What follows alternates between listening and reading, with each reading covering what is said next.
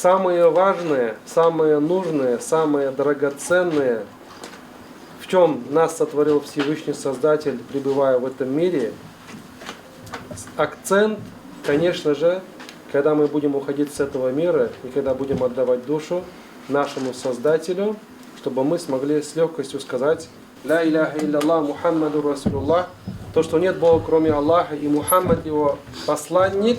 Конечно же, живя в этом мире, человек переходит в разные состояния.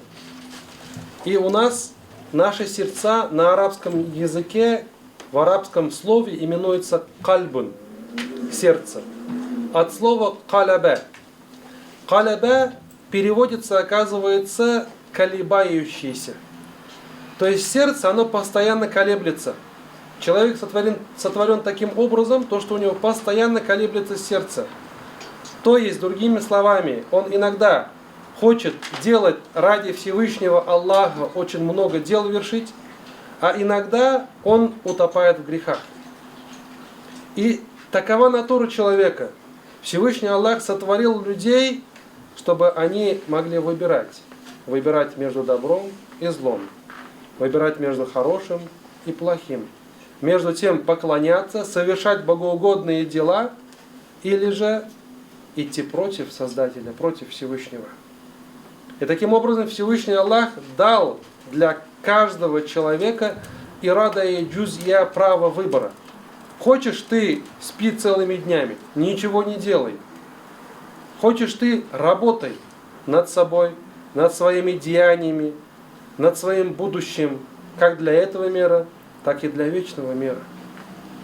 И подкреплял в каждое время народ, людей пророками. Пророки приходили и говорили: о, люди, вы немного заблудились, вы немного ошиблись. Вы ушли от истины. Ведь каждый пророк, начиная от пророка Адама, алейхиссалям, Адама, мир ему и благословение, увещевали, а самый первый человек и первые мужчина и женщина, Адам и Хава, живя в этом мире, на этой земле, стали проповедниками для своих детей.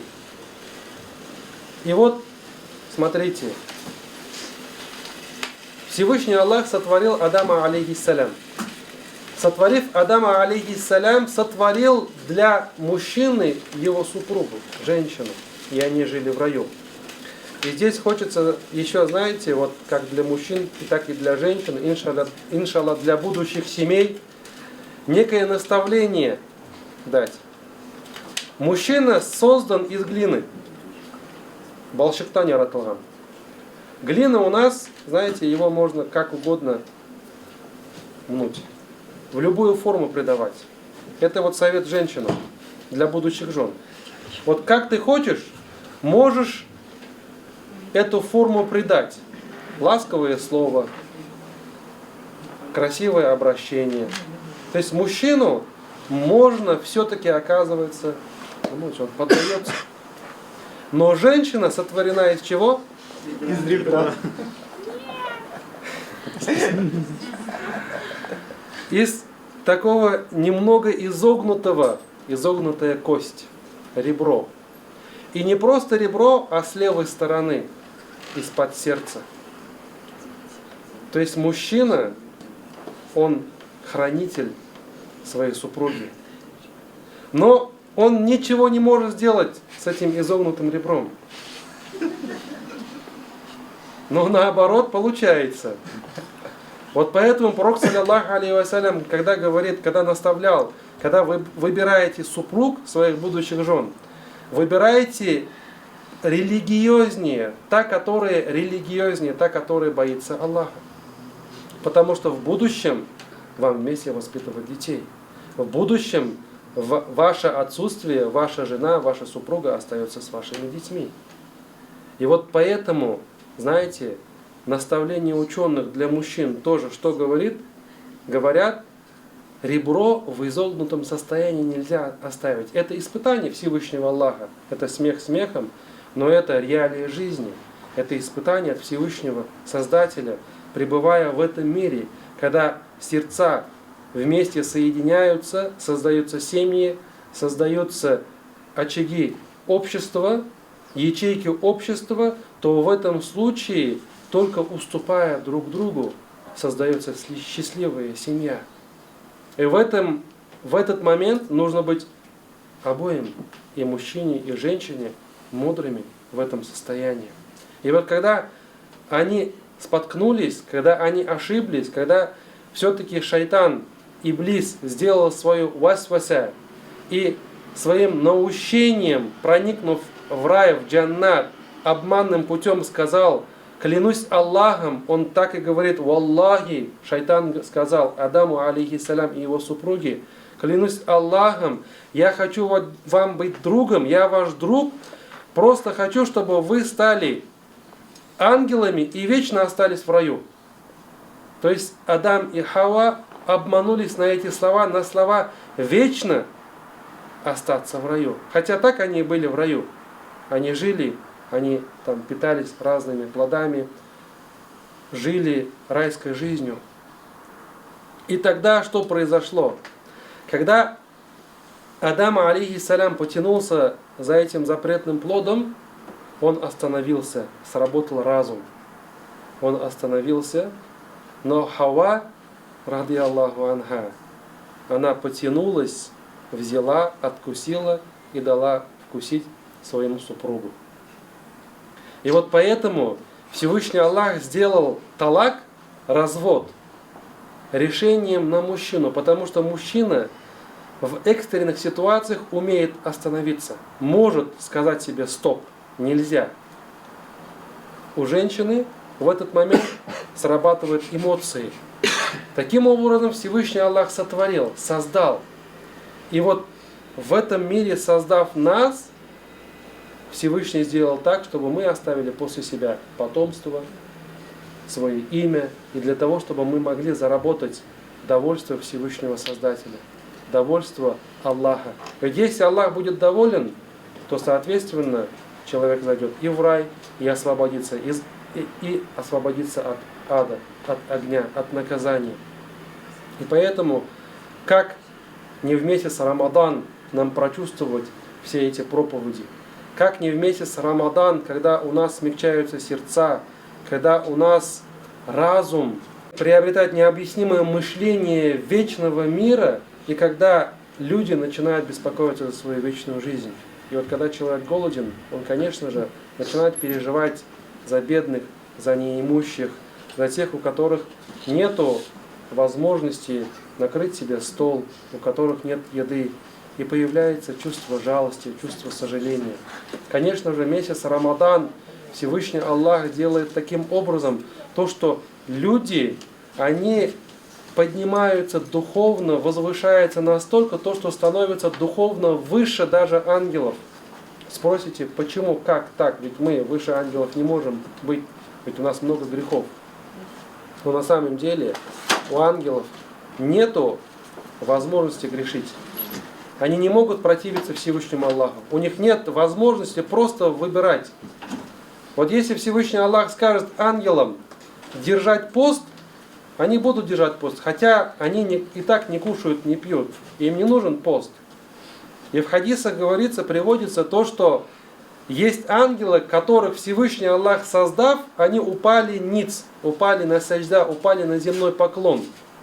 И они до воскрешения, до судного дня ни разу не поднимут свою голову. И вот когда Всевышний Аллах во второй раз воскресит абсолютно всех, и ангелы эти будут воскрешены, эти ангелы скажут: «О Аллах, мы должным образом не смогли Тебя отблагодарить за то, что Ты нас создал». Хотя ни разу не поднимали голову с момента сотворения саджда, земного поклона. И, конечно же, да, вот это вот момент того, то, что люди обладают правом выбора, и они могут выбирать, грешить им, или наоборот, сторониться от своих страстей, остановиться от грехов и, уповая на Всевышнего Аллаха, подчиниться, поклониться и подчиниться приказам Всевышнего Аллаха. Вот в этот момент и наш кальб, наше сердце, оно духовно растет, оно переворачивается в сторону вечного мира, в сторону рая. И человек не просто начинает поклоняться, не просто начинает поститься, не просто начинает совершать намаз. Его начинает тянуть совершать богоугодные дела. Он старается не упускать каждую возможность, каждую минуту, секунду в этом мире сделать что-то хорошее, благое. Либо зикр, либо совершить дополнительный намаз, либо прочитать пропущенные молитвы, либо начать жить таким образом, что было для него чуждо его молодые годы. Он начинает тянуться ко всему благому. Он начинает тянуться к пути, который ведет в рай. Ведь мы каждый день в намазе читаем: «Ихдина ссират аль-мустаким», просим у Всевышнего Аллаха, наставь нас на прямой путь. А каков же это прямой путь? Откуда мы знаем? Ведь прямой путь — это тот, который ведет к довольству Всевышнего Создателя, довольству Всевышнего Аллаха.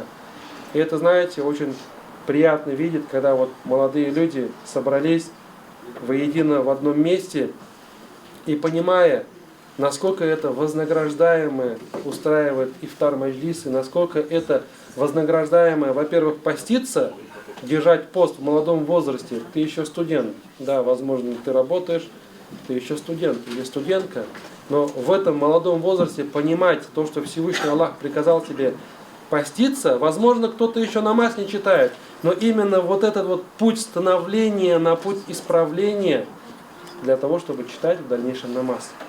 А есть, например, ролики, где люди призывают, говорят, там какие-то шейхи говорят, спрашивают у них, можно ли держать пост, если ты не читаешь намаз. Они отвечают, нельзя. Там вот пост нужно и намаз читать, и пост держать, и все остальные поклонения выполнять. Но ведь за намаз мы будем отдельно отчитываться, за пост мы будем отдельно отчитываться, за хадж мы будем отдельно отчитываться, за закат мы будем отдельно отчитываться. После того, как мы сказали «Ашхаду алля иляха илляллах ва ашхаду анна Мухаммадан абдуху ва расулюх», уверовали в единого Создателя, в пророческую деятельность, миссию пророка Мухаммада, мира и благословения.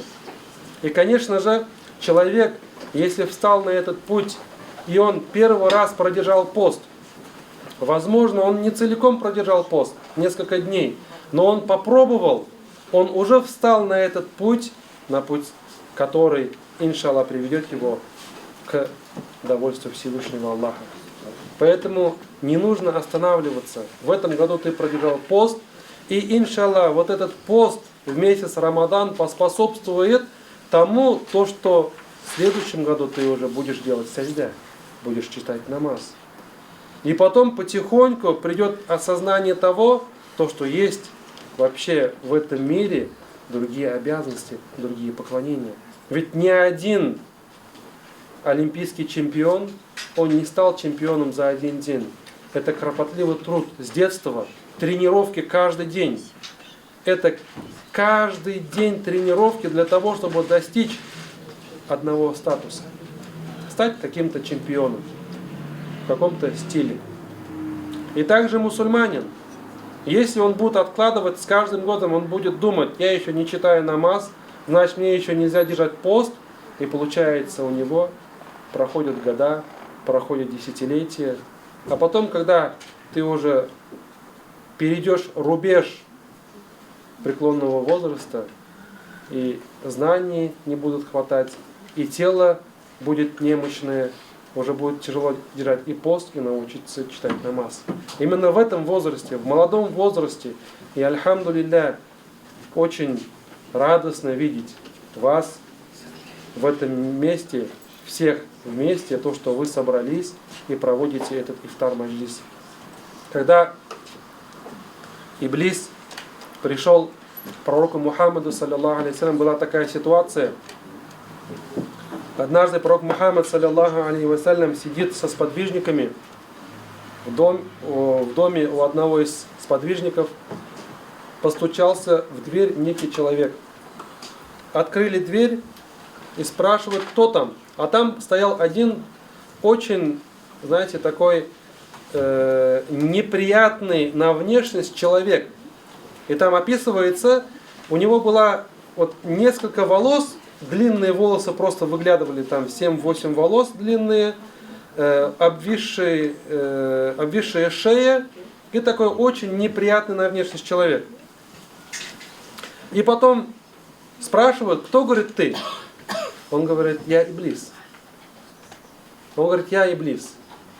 И Умар, ради Аллаху анху, знаете, да, как всегда, он был очень отважным, очень крепким, стойким верующим.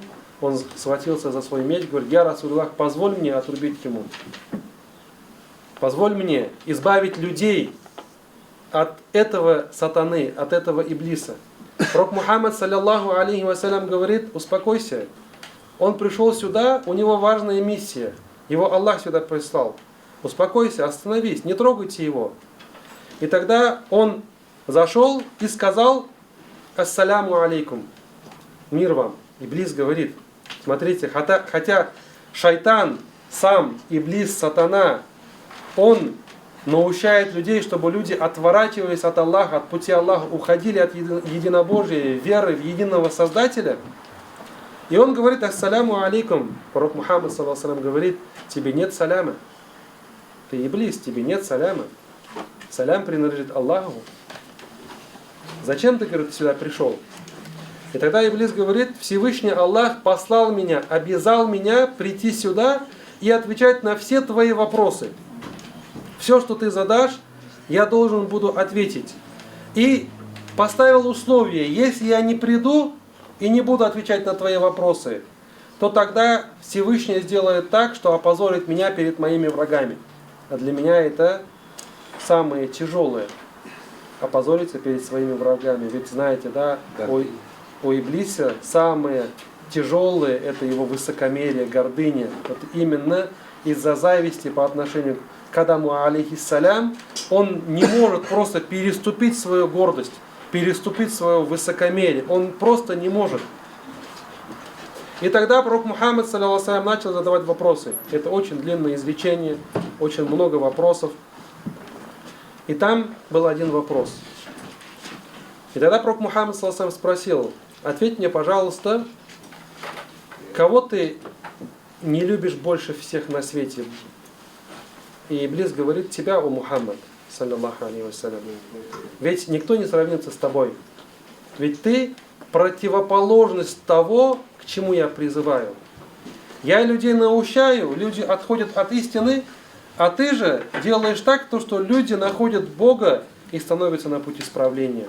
Каются, делают таубе, и Всевышний Аллах их прощает. То есть нелюбимые тебя никого нет.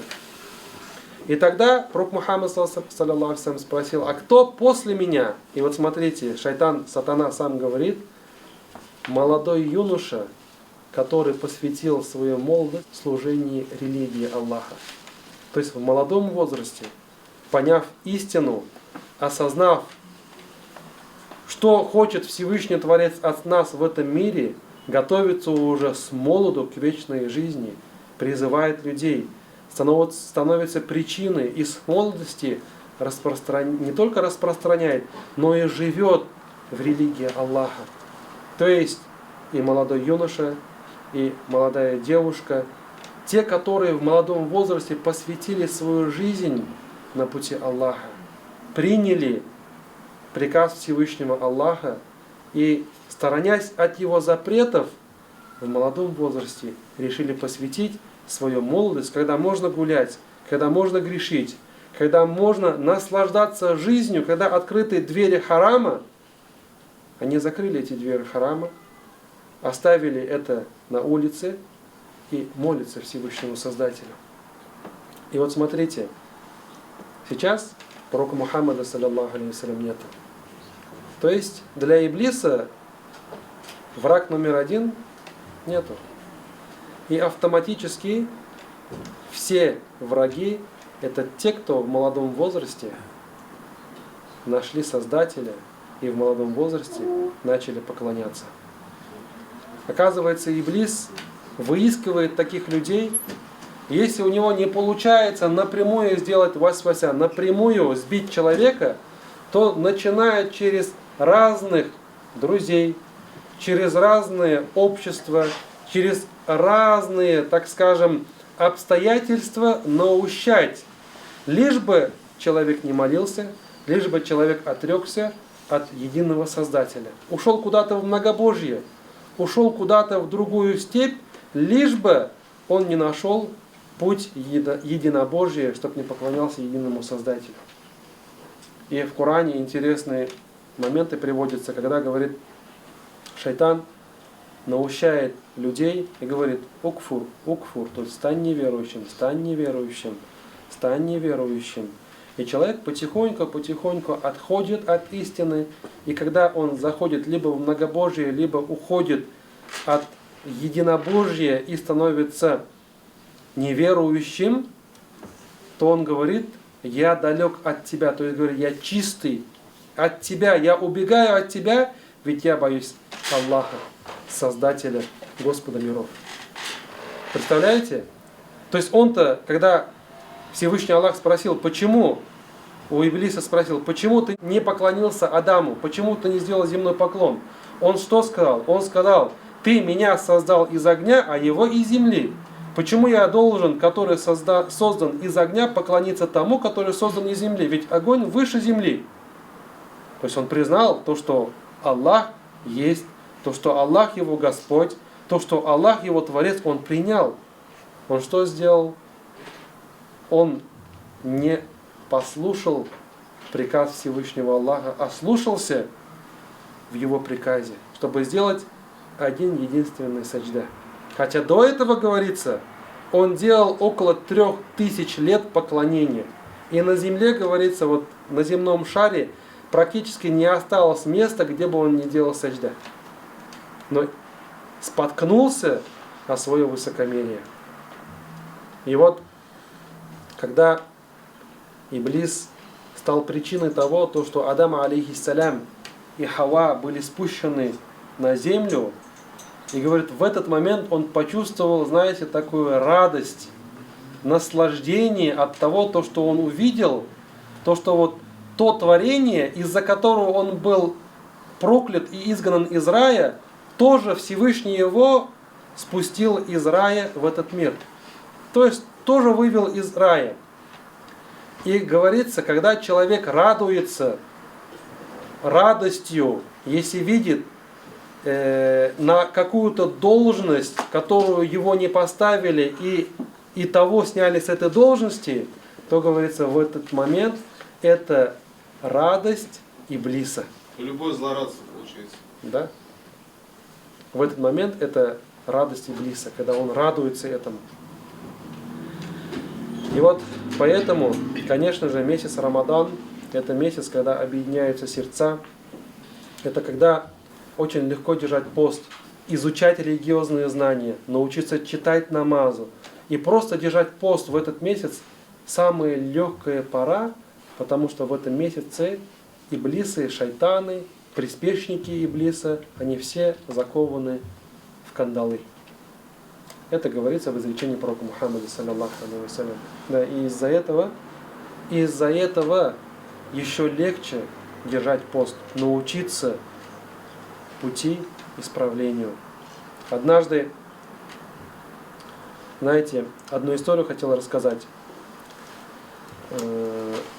Такая очень интересная история про шейха Шибли. Жил один шейх по имени шейх Шибли. И он был очень известен в своих нравоучениях, в своих проповедях. Очень многие люди восхищались его проповедями, его ваазами, его уроками. И каждый в то время хотел, чтобы этот шейх присутствовал у него на маджлисе, чтобы сидел и присутствовал, чтобы он там читал Коран, чтобы он их наставлял. И они по-своему радовались этому мероприятию. И вот однажды говорится то, что жил один пекарь, у которого была своя пекарня, и он каждый день продавал хлеб и разные хлебобулочные изделия. У него был бизнес построен на этом. И он очень хотел, чтобы этот шейх Шибли именно присутствовал у него на мероприятии, посетил его дом, стал его гостем. И вот, говорит, однажды этот шейх Шибли вышел в путь и пришел, постучался в двери этого пекаря. Постучавшись в двери этого пекаря, а как раз этот пекарь выносил свои вот эти вот на подносе свой хлеб, и видит, какой-то человек стоит. И этот шейх говорит, говорит, уважаемый, я, говорит, слышал, ты щедрый такой знаменитый человек, не мог бы ты, говорит, угостить меня с одним куском хлеба? Я, говорит, вот путник, очень хотел бы кушать, и вот пришел к тебе, постучался в двери, можешь, у меня денег нет, можешь ли ты ради Аллаха дать мне один кусок хлеба? И тот говорит, вас, говорит, тут бедный, говорит, очень много, каждый день, если я каждого из вас буду кормить, разорюсь, и таким образом отмахивается его, как бы у него в руках поднос, прогоняет его и уходит по своим делам. Проходит время, к нему приходят, говорят, когда он стоял за своим прилавком, и люди приходят и говорят, ты, говорит, сегодня, говорит, тебя шейх Шибли, говорит, искал, тот знаменитый, говорит, шейх Шибли, ты, говорит, с ним встретился? Тот говорит, нет, говорит, я ни с кем не встречался. Он, говорит, вот узнавал твой адрес, мы его, говорит, вот отправили к тебе домой. И тот понимает, что утром к нему в гости приходил именно этот шейх Шибли. И он бросает все свои дела, все свои подносы, забывает закрыть свою лавку и идет искать этого шейха. Проходит много времени. Он его находит и говорит, говорит, шейх, говорит, я, говорит, извините, пожалуйста, я, говорит, вас не знал, что это вы, такой вот человек, оказывается, вы, говорит, извините, что я вас там спутал с каким-то нищим, пожалуйста, говорит, придите ко мне домой, станьте моим гостем, я, говорит, очень хотел бы, говорит, я очень давно ждал, говорит, чтобы вы посетили мой дом, покушали еду в моем доме, и таким образом начал извиняться, говорит, что, говорит, я могу сделать, что вы, говорит, меня простили и пришли ко мне в гости. Шейх Шибли был очень мудрым человеком и говорит, я, говорит, знаю, говорит, одно средство. Если, говорит, ты накроешь на все свое село маджлис, дастархан, вот полностью накроешь столы, то, говорит, я приду, сяду и со всеми покушаю. То есть отдельно к тебе домой я не буду проходить.